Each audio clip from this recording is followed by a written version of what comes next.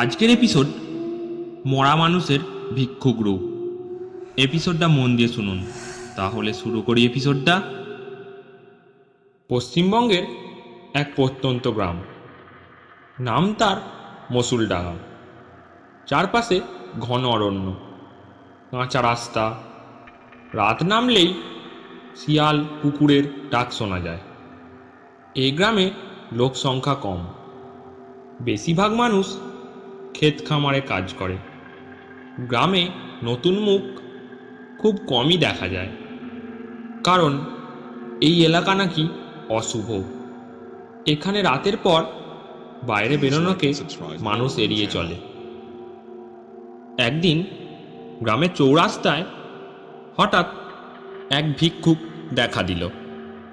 মাথায় ছেঁড়া গামছা, গায়ে মলিন ধুতি, চোখে অদ্ভুত ফাঁকা দৃষ্টি, গলা কাঁপা কাঁপা। ভাত দে মা, ক্ষুধা পেয়েছে।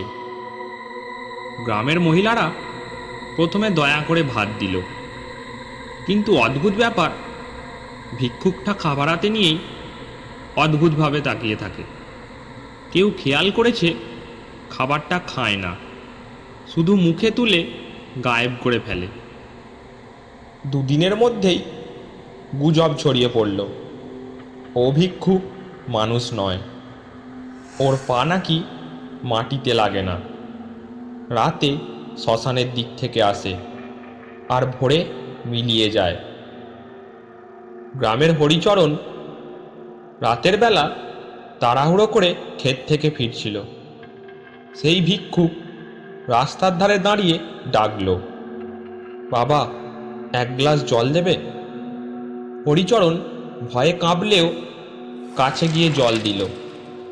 ভিক্ষুকের ঠোঁট কাঁপতে কাঁপতে ফিস ফিস, তোর সময় আসছে। পরের দিন সকালে লোকজন দেখল হরিচরণ ক্ষেতের আলপথে মৃত অবস্থায় পড়ে আছে। শরীরে আঘাতের চিহ্ন নেই, মুখ হাঁ করা, চোখ স্থির, যেন কিছু দেখে আতঙ্কে মারা গেছে। এই ঘটনার পর গ্রামে আতঙ্ক ছড়িয়ে পড়ল। সবাই বলা বলি শুরু করলো, ও ভিক্ষুক আসলে মৃত মানুষের রূপ, ওর ছোঁয়া মানেই মৃত্যু। গ্রামের বুড়ো পণ্ডিত রামকৃষ্ণ জানালেন এক শিউরে ওঠা কাহিনী। 10 বছর আগে এই গ্রামে গোপাল নামের এক লোক থাকত। গোপাল ছিল চোর, খুনি, লোভী মানুষ। গ্রামের লোকেরা তাকে এক রাতে ধরে শাস্তি দিতে গিয়ে বেধড়ক মারধর করে। মারধরের ফলে গোপাল সেখানেই মারা যায়। কেউ ওর দেহ নিতে আসেনি, পচে গলে শ্মশানের কাছে ফেলে রাখা হয়েছিল। রামকৃষ্ণের কথায় গোপালের আত্মা শান্তি পায়নি। অভিশপ্ত হয়ে সে ভিক্ষুকের বেশে ঘুরে বেড়ায়। যার কাছ থেকে ভিক্ষা নেয় তার প্রাণ কেড়ে নেয়। কারণ জীবিত থাকতে গোপাল মানুষের রক্ত আর সম্পদ লুটে খেত। এখন মৃত হয়ে আত্মার খাদ্য নেয় মানুষের জীবন। রাহুল শহরের এক সাংবাদিক এই ভৌতিক ঘটনার খবর পেয়ে গ্রামে এলো। সে বাস্তববাদী, ভূত প্রেত মানে না। ক্যামেরা রেকর্ডার নিয়ে রাতে গ্রামে থাকে। রাহুলকে গ্রামের মানুষ সাবধান করল, রাতের পর বাইরে বেরোবেন না, বিশেষ করে চৌরাস্তায় যাবেন না। কিন্তু রাহুল ঠিক করল সে ভিক্ষুকের ছবি তুলবেই। রাত 12টার পর ক্যামেরা হাতে বেরিয়ে পড়ল। চারপাশে হাওয়া গর্জে উঠছে, কুকুর হাউমাউ করে ডাকছে। হঠাৎ চৌরাস্তার মাঝখানে সেই ভিক্ষুক দেখা দিল। চোখে ফাঁকা দৃষ্টি, ঠোঁটে হালকা হাসি।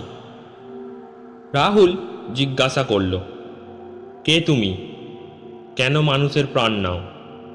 ভিক্ষুক ধীরে ধীরে এগিয়ে এলো, গলা ভেসে এলো ফিস ফিস করে, আমি ক্ষুধার্ত। আমি বেঁচে থাকতে যেমন নিয়েছিলাম, মরে গিয়েও তেমন নিচ্ছি। রাহুলের ক্যামেরা হঠাৎ নিজে থেকেই বন্ধ হয়ে গেল। আলো নিভে গেল চারপাশে। রাহুল বুঝতে পারল সে মৃত্যুর মুখোমুখি দাঁড়িয়ে আছে। ভিক্ষুক তার হাত বাড়িয়ে দিল। রাহুল অনুভব করল হিমশীতল স্পর্শ। বুক ধরপড় করতে লাগলো। হঠাৎ দূর থেকে গ্রামের পণ্ডিত রামকৃষ্ণ মন্ত্র জপ করতে করতে এগিয়ে এলেন। হাতে পবিত্র গঙ্গাজল ছিটিয়ে দিলেন। অদ্ভুত চিৎকার করে ভিক্ষুকের রূপ মিলিয়ে গেল কুয়াশায়। কেবল হাওয়ার শব্দ রয়ে গেল।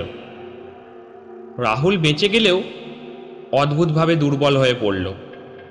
সে বুঝল গোপালের অভিশপ্ত আত্মা শুধু ভিক্ষা নয়, মানুষের প্রাণশক্তি শুষে নেয়। রামকৃষ্ণ জানালেন, গোপালের আত্মাকে শান্তি দেওয়ার একমাত্র উপায় তার অস্থি খুঁজে গঙ্গা জলে বিসর্জন দিতে হবে। গ্রামবাসীরা মিলে শ্মশানের পাড়ে খোঁড়াখুঁড়ি করে গোপালের হাড়গোড় বের করল। এক রাত পূর্ণিমা চাঁদের আলোয় মন্ত্রপাঠ করে অস্থি বিসর্জন দেওয়া হলো। হাওয়া থেমে গেল। দূরের কুকুরের ডাক থেমে গেল। গ্রামের চারপাশে অদ্ভুত শান্তি নেমে এলো। ভিক্ষুকের রূপ আর কেউ কখনো দেখেনি, কিন্তু গ্রামবাসীরা আজও বলে, রাত গভীর হলে বাতাসে ফিসফিস শব্দ শোনা যায়।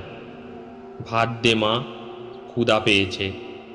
কেউ জানে না আত্মাটা সত্যি মুক্তি পেয়েছে নাকি এখনো ক্ষুধার্ত রয়ে গেছে। রাহুল তার রিপোর্টে লিখল, মসুলডাঙ্গা গ্রামের ভিক্ষুক শুধুই কুসংস্কার নয়, বরং মানুষের লোভ, অন্যায় আর অভিশাপের প্রতিফলন। গোপালের গল্প আমাদের শেখায়, মৃত্যুর পরও পাপ শান্তি দেয় না। অদৃশ্য শক্তি হয়তো থেকে যায়, শীতল হাওয়ার মতো।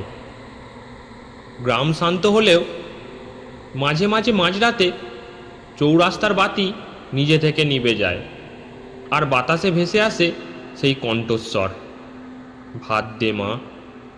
কেউ সাহস করে আর সেদিকে যায় না। গল্পটা এখানেই শেষ করলাম। গল্পটা ভালো লাগলে একটা লাইক করবেন।